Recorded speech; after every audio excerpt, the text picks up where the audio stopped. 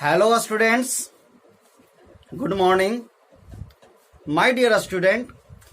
आज हम लोग इलेक्ट्रोकेमिस्ट्री चैप्टर में इम्पॉर्टेंट एमसीक्यू, जो कि काफ़ी इम्पॉर्टेंट है, एमसीक्यू जो सिलेक्टेड एमसीक्यू है वो मैं सॉल्व कर रहा हूँ। ठीक है, उसको आप प्रैक्टिस कीजिए, काफ़ी बेनिफिट होगा आपका बोर्ड लेवल से और कॉम्पिटिटिव लेवल से। जो नीट वगैरह में जो क्वेश्चन पूछे जाते हैं, तो मुझको जो लगा कि इम्पोर्टेंट है ना, जो भी मुझको लगा कि इम्पोर्टेंट है उसको मैं यहाँ पर सॉल्व कर रहा हूँ। ठीक है, तो आप भी मेरे साथ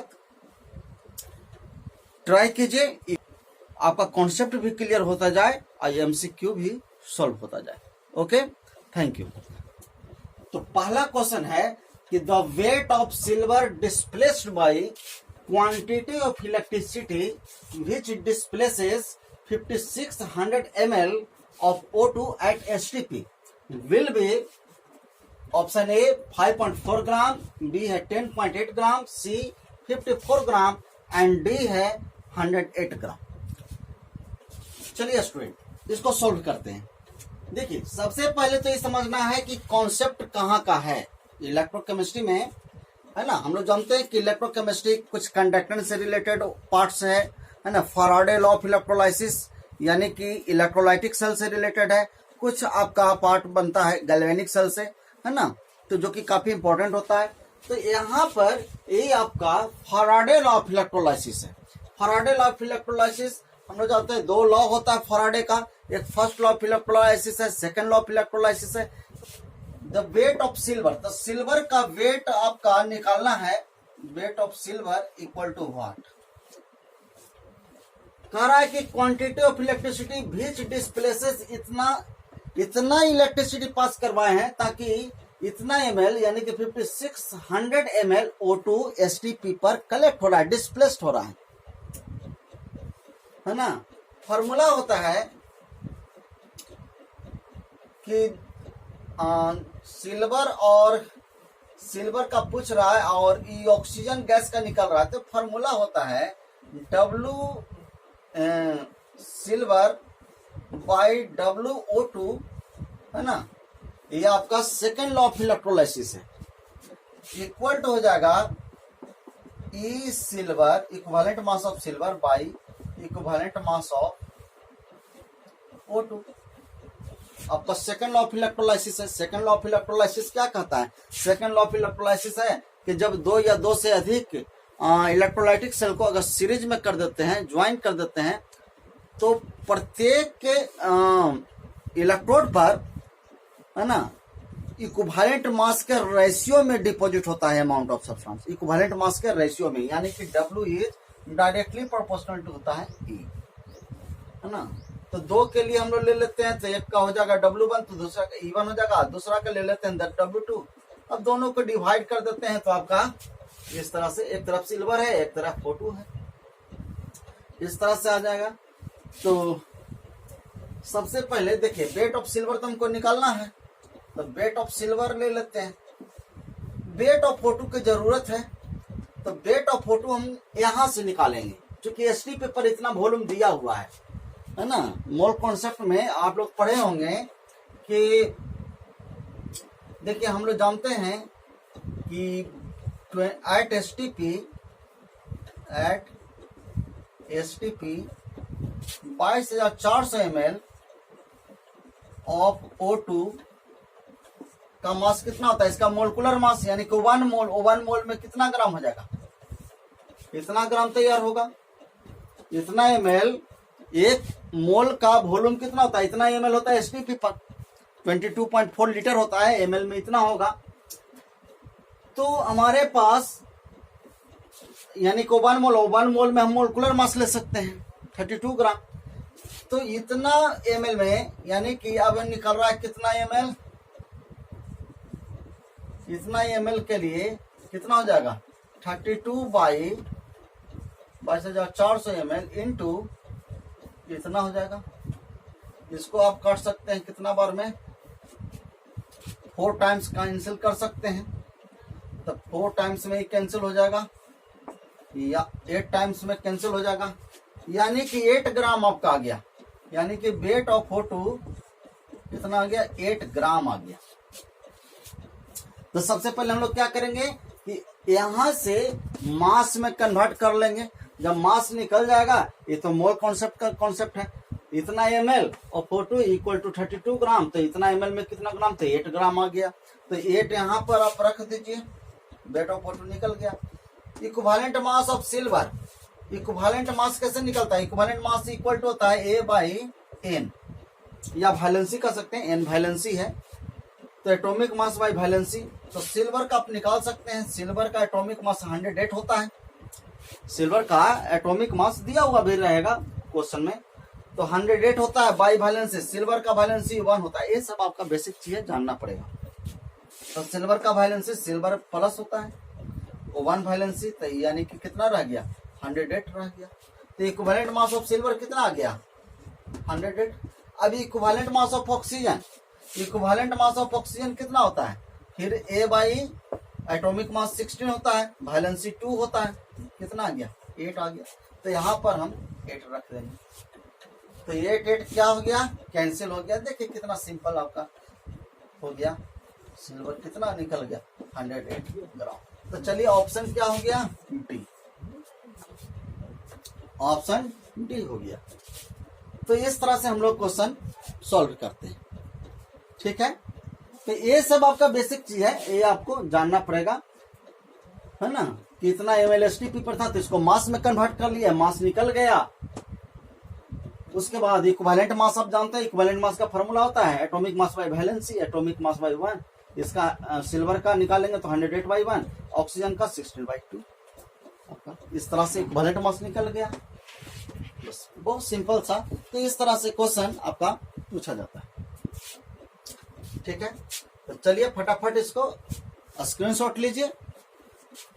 चलिए नेक्स्ट क्वेश्चन, चलिए सेकंड क्वेश्चन ये है कि when 0.1 mole MnO4 minus is oxidized, the quantity of electricity required to completely oxidize MnO4 2 minus 2 MnO4 minus is, option है, पहला है कि 96,500 कूलम, उसके बाद ट्वाइस है इसका, दुगुना इसको कर दिया गया है। सी में है 9650 कूलम, डी है 96.50 कूलम। इस तरह से है। अब जरा देखिए क्वेश्चन बहुत इंपॉर्टेंट क्वेश्चन है, इस तरह से हम कैसे इसको बनाएंगे जरा समझिएगा। तो कह रहा है कि 0.1 मोल है MnO4 माइनस, तो हम लिखते हैं इस तरह से 0.4 माइनस। तो इसको ऑक्सीडाइज करना है, तो इतना से इतना आ रहा है, यानी कि जब ऑक्सीडाइज करवाएंगे तो इस तरह से है, MnO4 2 माइनस से क्या बन रहा है, MnO4 माइनस बन रहा है। ये क्वेश्चन है, ठीक है। तो अब क्वेश्चन ये है कि इसका ऑक्सीडेशन नंबर कितना होगा। ऑक्सीडेशन नंबर जरा निकाल, ऑक्सीडेशन नंबर हो जाएगा -2 × 4 -8, तो यहाँ पर +6 कर देते हैं तो -2 बच जाएगा। ऑक्सीडेशन स्टेट इस तरह से निकल गया, है ना। Mn का यहाँ पर कितना हो जाएगा, -2 × 4 -8 हो गया। हम कितना सेट करें कि -1 बचना चाहिए था, +7। इस तरह से इसका मतलब ये हो गया कि +6 से +7 हो रहा है ऑक्सीडेशन स्टेट Mn का। तो हम लोग क्या करेंगे कि चार्ज को बैलेंस करेंगे।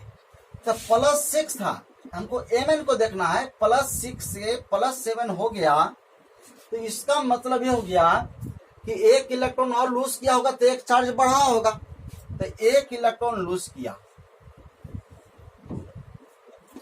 एक इलेक्ट्रॉन लूज किया तो एक प्लस और डेवलप कर गया, तो इधर आकर के प्लस ही हो गया। ऐसे आप कर सकते हैं।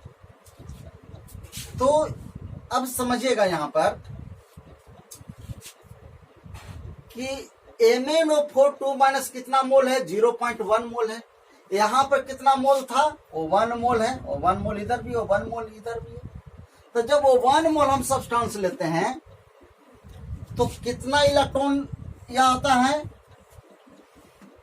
वो 1 मोल इलेक्ट्रॉन होता है ना। करंट तो इसी इलेक्ट्रॉन के कारण फ्लो करेगा। तो 1 मोल जब रहता है तो हमारे पास 1 मोल इलेक्ट्रॉन है। जो भी इलेक्ट्रॉन जो होता है, जैसे मान लीजिए कि suppose date zinc 2 electron lose किया तो जिंक 2+ बना, तो यहाँ पर 2 मोल बोलेंगे, 2 इलेक्ट्रॉन नहीं है ना, नंबर 2 नहीं है, 2 मोल इसको कह सकते हैं। यहाँ पर जब हम 1 मोल आयन लिए तो 1 इलेक्ट्रॉन यह हुआ, तो इसको हम क्या बोलेंगे, 1 मोल इलेक्ट्रॉन बोलेंगे। अब 1 मोल इलेक्ट्रॉन का चार्ज, अब क्वेश्चन ही है कि जब 1 मोल क्या, जब 1 इलेक्ट्रॉन होता है तो हमारे पास अकॉर्डिंग टू क्वेश्चन कितना मोल है, 0.1 मोल है। तो 0.1 के अकॉर्डिंग हमको चलना पड़ेगा। तो क्या हो जाएगा, जब 1 मोल 1 इलेक्ट्रॉन लूज कर रहा है, इसका मतलब है कि 0.1 मोल अगर रह जाएगा तो कितना हो जाएगा, 0.1 मोल इलेक्ट्रॉन चार्ज होगा। तो चार्ज कितना को शो करना पड़ेगा, 0.1 मोल इलेक्ट्रॉन का चार्ज शो करना पड़ेगा। तो हम लोग जानते हैं, बहुत इंपॉर्टेंट कॉन्सेप्ट है कि 1 मोल इलेक्ट्रॉन का चार्ज, 1 मोल इलेक्ट्रॉन का चार्ज 1 फराडे होता है। इसको याद रखिएगा, ये कॉन्सेप्ट है, बहुत इंपॉर्टेंट कॉन्सेप्ट है। 1 मोल इलेक्ट्रॉन का चार्ज कितना होता है, 1 फराडे होता है, 1 फराडे। तो हमारे पास कितना मोल इलेक्ट्रॉन है, 0.1 मोल है इलेक्ट्रॉन, तो कितना हो जाएगा, 0.1 फराडे चार्ज हो जाएगा। तो 0.1 फराडे चार्ज का मतलब कितना होता है, कूलॉम में उसको कन्वर्ट कर दीजिए, इसको चेंज कर दीजिए कूलॉम में। तो हम लोग जानते हैं कि 1 फराडे इक्वल टू होता है, इतना कूलॉम होता है, 96,500 कूलॉम होता है। तो 0.1 में कितना हो जाएगा, इसको थोड़ा कॉन्सेप्ट आपको जानना पड़ेगा, इंटू 0.1 ये आ जाएगा। अब सोल्व इसको कीजिएगा, इसको जब सोल्व कीजिएगा तो क्या होगा, 1 0 से 1 0 कैंसिल हो जाएगा, यानी कि हो जाएगा इतना, हो जाएगा इतना कूलॉम। तो देखिए तो ऑप्शन कौन सा हो गया, आपका ऑप्शन सी हो गया। तो इस तरह से आप सॉल्व कर सकते हैं। ये भी बहुत इंपॉर्टेंट, ये सब कॉन्सेप्चुअल क्वेश्चन है, कॉन्सेप्ट पर डिपेंड है, ठीक है ना। तो कॉन्सेप्ट आपको जानिए, कॉन्सेप्ट आपको जानना पड़ेगा तब जाकर के सॉल्व होगा। तो पहले अच्छा से कॉन्सेप्ट जानिए, ठीक है ना। तो ऑप्शन हो गया सी। तो इस तरह से ये सॉल्व हो गया। चलिए अब एक और क्वेश्चन लेते हैं। थर्ड क्वेश्चन है, how many gram of cobalt, mass पूछ रहा है, of metal, cobalt metal will be deposited when a solution of cobalt second chloride is electrolyzed with a current of 10 ampere for 109 minutes. ये direct Faraday first of electrolysis है, Faraday first of electrolysis है कि W equal to ZIT है ना, उसी पर based है। बहुत सिंपल सा क्वेश्चन है, ठीक है। तो आपसे पूछ रहा है कि हाउ मेनी ग्राम, यानी कि W equal to what when a solution of cobalt second chloride. Cobalt second chloride का मतलब हो गया कि जिसका वैलेंसी 2 हो, जिसका वैलेंसी क्लोराइड कोबाल्ट का कितना होना चाहिए, कोबाल्ट कैपिटल C या छोटा सा O लिखते हैं, है ना, क्योंकि बड़ा लिखिएगा तो कार्बन मोनोऑक्साइड हो जाएगा। तो cobalt second chloride, second chloride का मतलब Cl2, सेकंड वैलेंसी वाला। तो कोबाल्ट क्लोराइड ये आपका इलेक्ट्रोलाइट है, is electrolyte with current of 10 ampere, है ना। तो 10 एम्पियर यानी कि आई आपका दे दिया है, करंट 10 एम्पियर दे दिया। उसके बाद कह रहा है कि कितना देर तक पास करवाया गया है, फॉर 109 मिनट्स। टाइम भी आपको दे दिया है 109 मिनट्स, है ना। मिनट को सेकंड में अगर कन्वर्ट कर दीजिएगा, है ना, स्मॉलेस्ट यूनिट में लिया जाता है टाइम का, तो 109 इंटू 60 अब हो जाएगा सेकंड हो गया, इतना सेकंड हो गया, है ना। तो अब इसे से हम इतना से आप निकाल सकते हैं कि कितना ये अमाउंट डिपॉजिट होगा। Just since we know that W equal to ZIT, इसको आप डायरेक्ट लिख सकते हैं। अभी बतलाए थे कि इलेक्ट्रोकेमिकल इक्विवेलेंट है, तो यानी कि equivalent mass by valence Faraday होगा, यानी कि डायरेक्ट आप लिख सकते हैं इक्विवेलेंट मास के जगह पर ए बाई एन इक्विवेलेंट मास हो गया, फराडे से डिवाइड कर दिए तो इलेक्ट्रोकेमिकल इक्विवेलेंट के इक्वल हो गया, है ना। फिर से देखिएगा जेड आपका इलेक्ट्रोकेमिकल इक्विवेलेंट होता है, इलेक्ट्रोकेमिकल इक्विवेलेंट होता है, इक्विवेलेंट यानी कि सबसे पहले इक्विवेलेंट मास को फराडे से चार्ज से डिवाइड कर दीजिए तो इलेक्ट्रोकेमिकल इक्विवेलेंट बन जाता है। और इलेक्ट्रोकेमिकल इक्विवेलेंट के जगह पर हम लिख सकते हैं जेड ई बन गया, ई के जगह पर ए बाई एन लिख सकते हैं, atomic mass by valency, this is equivalent mass into Faraday. तो जेड के जगह पर आप डायरेक्ट इतना लिख सकते हैं और वाई टी। तो W equal to atomic mass, atomic mass दिया हुआ है कोबाल्ट का 59 होता है। आई एम्पियर कितना है, 10 एम्पियर का करंट पास करवाया गया है। कितना देर तक पास करवाया गया है, 109 मिनट, यानी कि 109 मिनट को 60 से मल्टीप्लाई कर दिए, सेकंड में आ गया तो इतना सेकंड तक पास करवाया गया है बाय एन। तो इसका वैलेंसी अभी बतलाते हैं कि सेकंड क्लोराइड है, सेकंड का मतलब 2 वैलेंसी हो गया, है ना, कोबाल्ट का। आई इन टू फराडे, फराडे का मतलब 1 फराडे में इतना कुलॉम होता है, 96,500 कुलॉम होता है। चलिए अब इसी को डब्ल्यू आ गया यानी कि ग्राम आ जाएगा। तो निश्चित रूप से इसको आप सोल्व कीजिएगा तो मेरे ख्याल से आप देख लीजिएगा आपका ऑप्शन आ जाएगा बी, इसको सोल्व कर लीजिए, है ना। तो बी आ जाएगा, देखिएगा 20 ग्राम आ जाएगा। कॉन्सेप्ट समझिए, कॉन्सेप्ट यही कॉन्सेप्ट है, आप सोल्व कीजिए, इतना आ जाएगा। क्लियर है। चलिए एक और क्वेश्चन लेते हैं। चलिए नेक्स्ट क्वेश्चन रहा, फोर्थ क्वेश्चन ए है, बहुत इंपॉर्टेंट कॉन्सेप्ट है ना। Standard reduction potential of half cell, ये सब हाफ सेल है ना। तो रिडक्शन पोटेंशियल सभी का दिया हुआ है, जैसे फ्लोरीन का है ना, देखिए रिडक्शन हो रहा है, 0 से निगेटिव जा रहा है, सब का ऑक्सीडेशन नंबर 0 से निगेटिव जा रहा है, रिडक्शन हो रहा है। तो जब 0 से निगेटिव चला गया, रिडक्शन इसका कितना हो रहा है, फ्लोरीन 2 इलेक्ट्रॉन एक्सेप्ट करता है तो इसका रिडक्शन पोटेंशियल दिया हुआ है प्लस 2.85 वोल्ट, है ना। क्लोरीन के लिए दिया हुआ है ई नॉट सेल कितना दिया हुआ है, 1 पॉइंट पॉजिटिव में है, 1.36 वोल्ट। ब्रोमीन लिक्विड होता है, इसका दिया हुआ है प्लस 1.06 वोल्ट। और आयोडीन सॉलिड होता है, वो जब 2 इलेक्ट्रॉन एक्सेप्ट करता है तो 2 माइनस बनता है, उसका ई नॉट सेल दिया हुआ है प्लस 0.53 वोल्ट। अब कह रहा है कि strong oxidising and reducing agent respectively कौन है, यानी कि पहले ऑक्सीडाइजिंग एजेंट और उसके बाद रिड्यूसिंग एजेंट, इस सब पेयर में दिया हुआ है, कौन आपका मैच कर रहा है स्ट्रॉन्ग ऑक्सीडाइजिंग और रिड्यूसिंग एजेंट से, है ना। तो देखिए बहुत इंपॉर्टेंट कॉन्सेप्ट है। तो कॉन्सेप्ट क्या कर रहा है, स्ट्रॉन्गेस्ट ऑक्सीडाइजिंग और स्ट्रॉन्गेस्ट रिड्यूसिंग एजेंट पता लगाने के लिए हम लोग क्या करते हैं, कैसे पता लगाएंगे।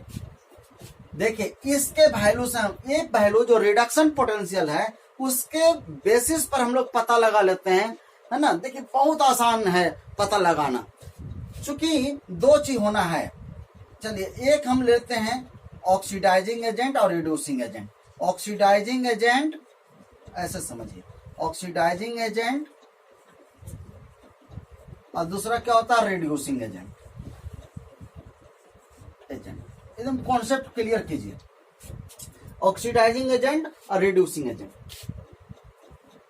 तो अब क्वेश्चन ये है कि ऑक्सीडाइजिंग एजेंट कहते किसको है, तो ऑक्सीडाइजिंग एजेंट का मतलब है जो दूसरे को ऑक्सीडाइज करता है, खुद क्या हो जाता है, रिड्यूस होता है, खुद का रिडक्शन होना है, इसका रिडक्शन होना है ना। और रिड्यूसिंग एजेंट जो दूसरे को रिड्यूस करता है तो खुद क्या हो जाएगा, ऑक्सीडाइज होगा, तो खुद का ऑक्सीडेशन होगा, यही आपको समझना पड़ेगा। ठीक है। अब रिडक्शन एक होगा, रिडक्शन और एक है ऑक्सीडेशन। तो रिडक्शन और ऑक्सीडेशन दोनों के ऑपोजिट वैल्यू होगा, है ना। तो ऑपोजिट वैल्यू का मतलब है कि अगर सबसे लो और सबसे हाई, रिडक्शन होने के लिए रिडक्शन पोटेंशियल, हालांकि जो दोनों प्रोसेस है हम लोग रिडक्शन पोटेंशियल से ही पता लगा लेंगे। तो रिडक्शन पोटेंशियल मान लेते हैं, देखिए रिडक्शन पोटेंशियल का वैल्यू अगर दिया हुआ है, रिडक्शन पोटेंशियल अब दो वैल्यू दिया हुआ है तो हम कैसे समझेंगे कि ऑक्सीडाइज कर रहा है या रिड्यूस कर रहा है? रिलेटिव होता है, ठीक है ना, कंपेयर किया जाता है। तो रिडक्शन पोटेंशियल जिसका हाई होगा, अगर दो है, एक है मान लेते कि 20 है वोल्ट, एक है 50 वोल्ट है, मान करके चलिए। अब दोनों में से दो दिया हुआ, दो कपल दिया हुआ, अब इसमें पूछेगा कि रिड्यूस कर कौन करेगा? तो हम जानते हैं कि रिडक्शन पोटेंशियल जिसका हाई होगा रिड्यूस करेगा, और रिडक्शन पोटेंशियल जिसका लो होगा क्या हो जाएगा? ऑक्सीडाइज करेगा। रिडक्शन होने के लिए रिडक्शन पोटेंशियल को हम लोग स्टैंडर्ड मानेंगे। जिसका हाई वैल्यू होगा, अगर दो वैल्यू दिया हुआ है तो जिसका हाई वैल्यू होगा और रिडक्शन पोटेंशियल रिड्यूस करेगा। रिडक्शन पोटेंशियल का मतलब रिड्यूस करना, ठीक है। तो जिसका हाई होगा रिड्यूस करेगा, इसका मतलब है कि उसके रेस्पेक्ट में जो उसको लो होगा वो क्या कर जाएगा? ऑक्सीडाइज करेगा। बस ये चीज। तो अब यहां पर समझना है, अभी के लिए क्या करना पड़ेगा? हाई रिडक्शन पोटेंशियल देखना पड़ेगा, है ना, हाई रिडक्शन पोटेंशियल देखना पड़ेगा। अब ऑक्सीडेशन होने के लिए लो रिडक्शन पोटेंशियल, सब तो रिडक्शन पोटेंशियल ही है, तो उसमें भी जो हाई होगा वो रिडक्शन होगा, और उसके रेस्पेक्ट में जो लो होगा वो क्या होगा? लो रिडक्शन पोटेंशियल ऑक्सीडेशन हो जाएगा। तो अब जरा आप समझिए, अब यही कॉन्सेप्ट को समझना है। हाई रिडक्शन पोटेंशियल सबसे ज्यादा हाई कौन है? प्लस 2.85, ये हो गया प्लस 1.36, कम हो गया, ये कम हो गया, ये कम हो गया। इसका मतलब सबसे हाई कौन हो गया? यह हो गया।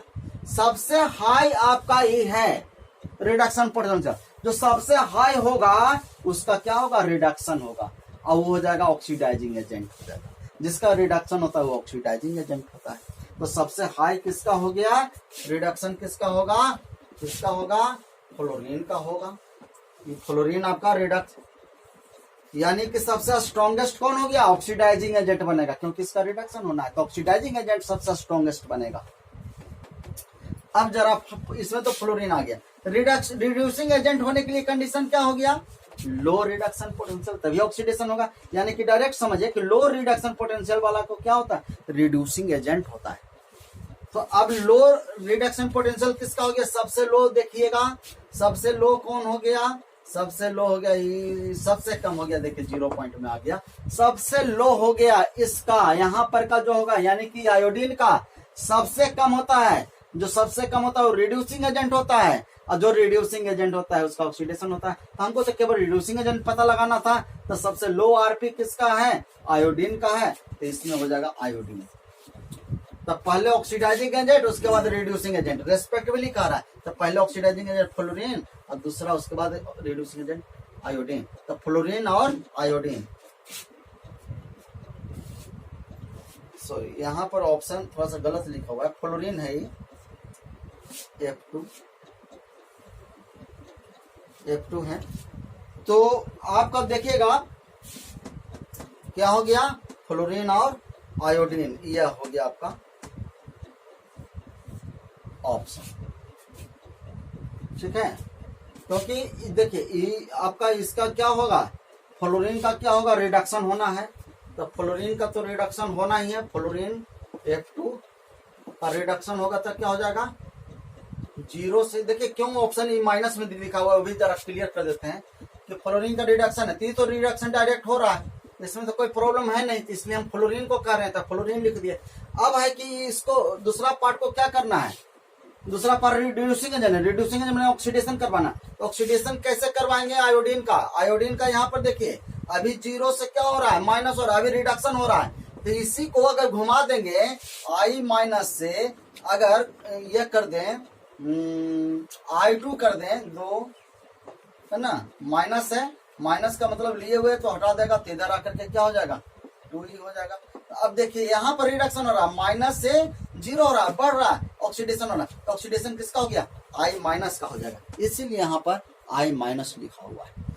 तो फ्लोरीन स्ट्रॉन्गेस्ट क्या हो गया? ऑक्सीडाइजिंग एजेंट हो गया, और आयोडाइड माइनस जो है, क्योंकि इसका ऑक्सीडेशन होना है, तो ये हो जाएगा स्ट्रॉन्गेस्ट रिड्यूसिंग एजेंट। तो ऑप्शन हो गया ए, यानी कि F2 and I minus. Clear हो गया? चलिए नेक्स्ट क्वेश्चन, बहुत इंपॉर्टेंट क्वेश्चन है।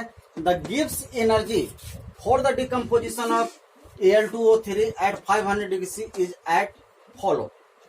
रिएक्शन आपको दिया हुआ 2/3 Al2O3 डिकम्पोज होता है 4/3 Al plus O2. Delta G दिया हुआ है plus 960 kilojoule per mole. The potential difference needed for the electrolytic reduction of aluminium oxide at 500 degree C is at least. इसमें कौन होगा सबसे कम, कौन सा मैच करेगा. देखिए बहुत इंपॉर्टेंट ये भी कॉन्सेप्ट है. मैं कोशिश कर रहा हूं कि सभी कॉन्सेप्ट का इसमें एप्लीकेशन आ जाए, है ना, मैं अप्लाई कर दूं सभी कॉन्सेप्ट का. तो चलिए गिब्स फ्री एनर्जी का कॉन्सेप्ट है. सबसे पहले तो ये समझना है कि गिब्स एनर्जी का फॉर्मूला क्या होता है. ऐसे डिटेल में तो काफी टाइम लग जाएगा, लेकिन इसका केवल मैं यह बतला देता हूं.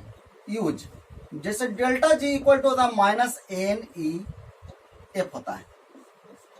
ये सेल है, ठीक है. तो डेल्टा जी इक्वल टू होता है नेगेटिव एन वैलेंसी है, ई सेल पोटेंशियल है, फैराडे है, ठीक है. एक कॉन्सेप्ट. एक चीज इससे रिलेटेड और मैं आपको बतलाता हूं कि डेल्टा जी अगर निगेटिव वैल्यू है, अगर डेल्टा जी का वैल्यू निगेटिव अगर आता है तो स्पॉन्टेनियस प्रोसेस होता है. स्पॉन्टेनियस होगा यानी कि रिएक्शन खुद होगा, आपको अलग से एनर्जी नहीं देना पड़ेगा, वो खुद होता है, नेचुरली होते रहता है, जिसका डेल्टा जी का वैल्यू निगेटिव हो. तो अब क्वेश्चन के अकॉर्डिंग क्या हो रहा है, डेल्टा जी का वैल्यू पॉजिटिव दिया हुआ है, पॉजिटिव दिया हुआ है. तो जब पॉजिटिव दिया हुआ है तब क्या होगा, इसका मतलब है कि प्लस में आ रहा है, इसका मतलब नॉन स्पॉन्टेनियस है. नॉन स्पॉन्टेनियस है, आपको एनर्जी देना पड़ेगा. अब यही तो क्वेश्चन कह रहा है कि द पोटेंशियल डिफरेंस, जो पोटेंशियल डिफरेंस है यानी कि ई सेल जो है सेल पोटेंशियल नीडेड कितना लगेगा, needed for the electrolytic reduction of aluminium oxide. Aluminium oxide को अगर डिकम्पोजिशन करवा रहे हैं तो कितना लगेगा, ई सेल कितना लगेगा, ये आपसे पूछ रहा है. यानी कि नॉन स्पॉन्टेनियस आपको देना पड़ेगा, तो कितना देना पड़ेगा, ये आपका ऑप्शन में से लिखना. तो चलिए पहले क्वेश्चन करते हैं. हमको जरूरत पड़ेगा एन का, इसमें चार्ज कितना है यानी कि वैलेंसी भी कर सकते हैं. ई सेल आपका दिया हुआ है, ई सेल तो निकालना है. फैराडे का वैल्यू आप जानते हैं, डेल्टा जी का वैल्यू दिया हुआ है. तो चलिए सॉल्व करते हैं. तो सबसे पहले हमको क्या करना है कि एन का वैल्यू निकालना है इस रिएक्शन में, है ना. तो इस वैल्यू को हम निकालते हैं. तो देखिए यहीं पर आपको मैं निकाल देता हूं. 2/3 मोल है. अब जरा देखिए 2/3 मोल है एल एल्यूमिनियम, पूरा एल्यूमिनियम ऑक्साइड. तो इसमें स्पेशली एल्यूमिनियम का कितना है, एल्यूमिनियम का कितना मोल है ये जरा समझते हैं. 2/3 इंटू 2 जैसे रहता है 2Al2O3, तो हम लोग क्या करते हैं 2 2 जा 4 कर देते हैं एल्यूमिनियम. तो 2/3 इंटू 2 तो कितना एल्यूमिनियम हो गया इसमें, 2/3 इंटू 2 तो कितना हो जाएगा 4/3 एल्यूमिनियम है. स्पेशली एल्यूमिनियम की मैं बात कर रहा हूं. तो कितना हो जाएगा 4/3 एल्यूमिनियम इसमें है. तो ये साइड भी बराबर एल्यूमिनियम होना चाहिए. देखिए 4/3 है एल्यूमिनियम, तो एल्यूमिनियम तो आपका बैलेंस हो गया. तो चलिए बैलेंस हो गया. तो अब जरा देखते हैं कि कितना ऑक्सीडेशन नंबर चेंज करता है. तो पहले 1 मोल के लिए देखते हैं. तो एल्यूमिनियम पर होता है, चलो मैं फिर से यहाँ पर Al2O3 पहले 1 मोल के लिए मैं ये कर रहा हूं, है ना. पहले जरा यहाँ समझ लेते हैं. तो यहाँ पर क्या हो रहा है, इसका ऑक्सीडेशन नंबर कितना होता है +3 पर एटम इंटू 2 एटम के लिए +6. यहाँ पर क्या हो रहा है 0. एल्यूमिनियम है सॉलिड स्टेट में 0. अब मैं बात कर रहा हूं कि एक एटम में माने पर मोल, 1 मोल में इस 6 इलेक्ट्रॉन हो गया, 0 हो रहा है ना. तो ऑक्सीडेशन नंबर कितना से चेंज कर रहा है, +6 से 0 हो रहा है पर मोल. तो हमारे पास कितना मोल है, 1 मोल के लिए 1 मोल Al2O3 के लिए कितना हो रहा है +6 हो रहा है, 6 इलेक्ट्रॉन का चेंज हो रहा है. तो हमारे पास एक्चुअली है कितना मोल, 2/3 मोल है. तो 2/3 मोल के लिए कितना हो जाएगा एल्यूमिनियम ऑक्साइड के लिए, तो हो जाएगा 6 इंटू 2/3। अब देखिए तो कितना हो गया, 3 2 जा 6, 2 2 जा 4। 4 इलेक्ट्रॉन, ये सब इलेक्ट्रॉन है, 4 इलेक्ट्रॉन, 4 मोल इलेक्ट्रॉन आपका यहाँ पर n है आपका मोल ऑफ इलेक्ट्रॉन होता है, तो 4 मोल इलेक्ट्रॉन होता है। अभी बतलाए थे एक न्यूमेरिकल में कि यहाँ पर अगर 2 इलेक्ट्रॉन लॉस करता है, जिंक 2+ बनता है, तो यहाँ पर 2 मोल समझते हैं इलेक्ट्रॉन। तो यहाँ पर कितना मोल हो गया इलेक्ट्रॉन, 2 2 जा 4, 4 मोल इलेक्ट्रॉन हो गया, 4 मोल इलेक्ट्रॉन। अब जरा समझते हैं कि हमारे पास n का वैल्यू आ गया 4, तो डेल्टा जी अब जरा निकालिए यहां से, तो डेल्टा जी क्या हो गया, इसी का अप्लाई करना था। डेल्टा जी आपका दिया हुआ है कितना, प्लस में 960 इतना किलो जूल। इसको जूल में सबसे पहले कन्वर्ट कर दीजिए, किलो जूल को जूल में बदल दीजिए। तो जूल में बदलिएगा तो 1000 से आपको मल्टीप्लाई करना पड़ जाएगा, इतना आ गया, इक्वल टू माइनस n आपका 4 आ गया। वैल्यू पुट करते जाइए। ई सेल हमको निकालना है, फराडे का वैल्यू होता है कितना, चलिए नेक्स्ट स्टेप में मैं लिख दूंगा, इधर ये दिखाई नहीं देगा। तो ई सेल निकाल देते हैं, तो ई सेल इक्वल टू क्या हो जाएगा, ई सेल में आ जाएगा तो क्या हो जाएगा, ये सब डिवाइड हो जाएगा, यानी कि 960 इंटू 1000 बाई, चूंकि माइनस में है तो माइनस आप लगा दीजिए, है ना, माइनस लगा दीजिए तो क्या हो जाएगा 4 इंटू 8,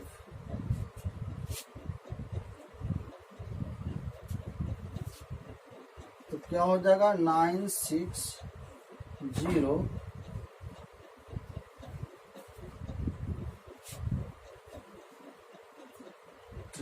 हो गया बाई 4 और 965 इतना हो जाएगा।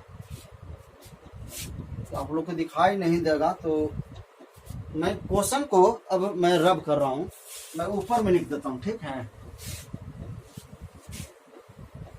ताकि अच्छा से इसको, जो ई सेल यहां पर मैं लिख देता हूं, E cell equal to minus 960 into 1000 by 4 into F हो गया इतना। अब इसका जरा कैलकुलेशन कीजिए, 2 0 से 2 0 कैंसिल कर देते हैं। अब क्या हो जाएगा माइनस 960 और 1 0 और बच गया 4, अभी हो जाएगा 965। इसको करीब 9600 है ना, करीब मैं समझता हूँ कि 10 टाइम्स में कैंसिल होना चाहिए, है ना, तो इक्वल टू क्या हो जाएगा 10, इसको करीब में मान लिया लगभग, क्योंकि डिफरेंस तो काफी है, कोई न कोई तो आएगा ही इसमें। 10/4 तो क्या हो जाएगा 2.5, तो 2.5 वोल्ट, देखिए आंसर आ गया। तो यही ऑप्शन था 2.5 वोल्ट, ठीक है। वैल्यू आ गया 2.5, एक्चुअली निगेटिव में आएगा क्योंकि नॉन स्पॉन्टेनियस प्रोसेस है, तो आपका वैल्यू केवल देखना था, ऑप्शन में तो केवल पॉजिटिव दिया हुआ, तो ये नहीं है, क्योंकि वैल्यू केवल दिया हुआ है कि कितना होगा, एक्चुअली निगेटिव आएगा, क्योंकि ई नॉट सेल, देखिए यहाँ पर निगेटिव का मतलब क्या हो गया कि चूंकि डेल्टा जी कि पॉजिटिव है तो ई एक्चुअली निगेटिव होता है, ये नहीं है ना। अगर इसको हम पॉजिटिव करते हैं, इसको पॉजिटिव कर देते हैं तो ये क्या हो जाएगा, अगर इधर कर देते हैं तो ये हो जाएगा माइनस हो जाएगा, ठीक है ना। तो यहाँ पर एक्चुअली जो ई सेल का वैल्यू आएगा वो निगेटिव ही होगा, -2.5 वोल्ट। तो आपका ऑप्शन दिया हुआ है 2.5 वोल्ट, यही आपका ऑप्शन है। ओके।